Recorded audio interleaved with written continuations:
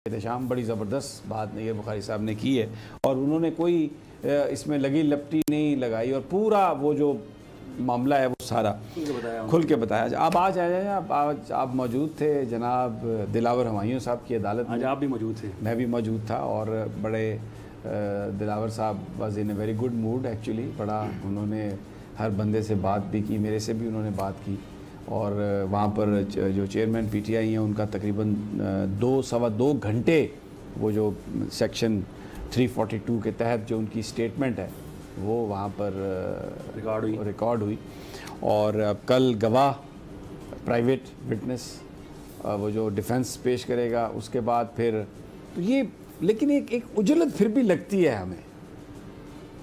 समी साहब, एक तो ये है कि तोशाखाना केस जिस पे पूरी कौम की नज़रें हैं लेकिन यार जो आज केस जो सारा जो एविडेंस रिकॉर्ड हुआ है उसमें तो केस बनता है। केस मैं वहाँ पर एज ए लेमैन खड़ा था तो केस तो है ही नहीं कोई।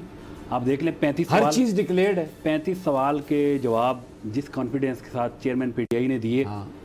आपको तो आपने खुद देखा है कि आपको लगा कहीं कोई ऐसा क्लास आ रहा है, कोई ऐसा इशू आ रहा है, लेकिन बड़े जो अहम एतराज़ उठाए गए हैं उसमें एक ये है कि मुझे भी ये करसा हो गया कोर्ट रिपोर्टिंग में, फ़र्द जुर्म आयद मुलज़म की मौजूदगी में होती है। तो फ़र्द जुर्म आयद हुई, मुलज़म मौजूद नहीं था, गवाह सरकारी हैं भाई। इसके अलावा 3 केस चल रहे हैं, नैब में भी ये तक चल रहा है, उधर इलेक्शन कमीशन ने किया, इधर ये जज साहब के पास क्रिमिनल एक इशू और उस पर 3-3, 4-4 केस चल रहे हैं मुख्तलिफ अदालतों में भाई, मुख्तलिफ अदालतों में। और अब ये देख लें कि आज जो चीज़ें अदालतों में पॉइंट उठाए गए हैं कानूनी तौर पे अगर देखा जाए तो अब ये केस कमज़ोर हो गए मेरी नज़र में, क्योंकि अगर ये जो गवाह चेयरमैन पीटीआई ने कहा कि मैंने जो तहफ़ थे मैंने ब्रिगेडियर वसीम को दिए, हाँ वो मिलिट्री सेक्रेटरी और उन्होंने सेल किए, ठीक है, उनको और उनको कोर्ट विटनेस बुलाएं। अब बुलाना पड़ेगा। अगर ये बुलाते हैं तो आप देख लें कि छुट्टियां जो हैं नजाई साहब ने 5 तारीख को चले जाना है। अगर वो 5 को जाते हैं तो अगर ये चीज़ें सारी होती है और ख्वाजा आरएस जब बहस करते हैं तो हमने देखा है कि सुबह 8:30 बजे मैं अदालत गया। अच्छा, और यहाँ पे मैं आपको रोकता हूँ, एक बड़ा इंपॉर्टेंट वो जो शॉट है शहबाज शरीफ साहब का मरदमशुमारी के हवाले से, ज़रा वो सुनवा दें ताकि फिर ये इसमें इनकॉर्पोरेट हो जाएगा। जी सुनवाइए, शहबाज शरीफ साहब ने कहा क्या नई मरदमशुमारी के हवाले से? इसमें ये सेटल हो जाएगा कि नई मरदमशुमारी है या पुरानी? हमें अब नई मरदमशुमारी के तहत ही इलेक्शन में हमें जाना है, तो उसके लिए जो ही ये उनके जो नताइज हैं वो मुकम्मल होते हैं तो हम सीसीआई में इसको लेके जाएंगे, ताकि ये एक कानूनी रिक्वायरमेंट है सीसीआई में। ये जो सेंसस सीसीआई का सब्जेक्ट है। ये शहबाज शरीफ साहब सीसीआई का सब्जेक्ट फरमा रहे हैं, कोई सब्जेक्ट नहीं है सीसीआई का ये। और नैयर बुखारी साहब से अभी हमारी बात हो रही थी, उन्होंने बिल्कुल वाज़े तौर पर कहा कि अगर सेंसस के नतीजे में, मरदमशुमारी के नतीजे में सीटों में इजाफा हो या कमी हो तो उसकी अप्रूवल जो है वो एक आइनी तरमीम के ज़रिए दी जाती है। और ये पार्लियामेंट जो है, ये कौमी असम्बली, ये 9 को डिज़ोल्व हो रही है और इनके पास आइनी तरमीम के लिए वोट भी नहीं है। 228 मेंबर चाहिए, 228 मेंबर ही ऐवान में नहीं है क्योंकि पीपल्स पार्टी के पीटीआई के लोगों के इस्तीफ़े मंजूर हो चुके हैं। तो ये जो सारी कहानी की गई, निगरान वज़ीर आज़म को इख्तियार दिया जाए और उसके बाद फिर अब ये आ गए मीठे मीठे बोल के मरदमशुमारी के ज़रिए काम को आगे बढ़ाया जाएगा, तो वो जो एक बात है, एक फ़ियर है इस पीडीएम को, मुस्लिम लीग नून को, कि इलेक्शन अगर होंगे तो नताइज इनके हक़ में नहीं आएंगे, इसलिए ये इलेक्शंस को मुलतवी करना चाहते हैं और हर तरह के बहाने बनाएंगे।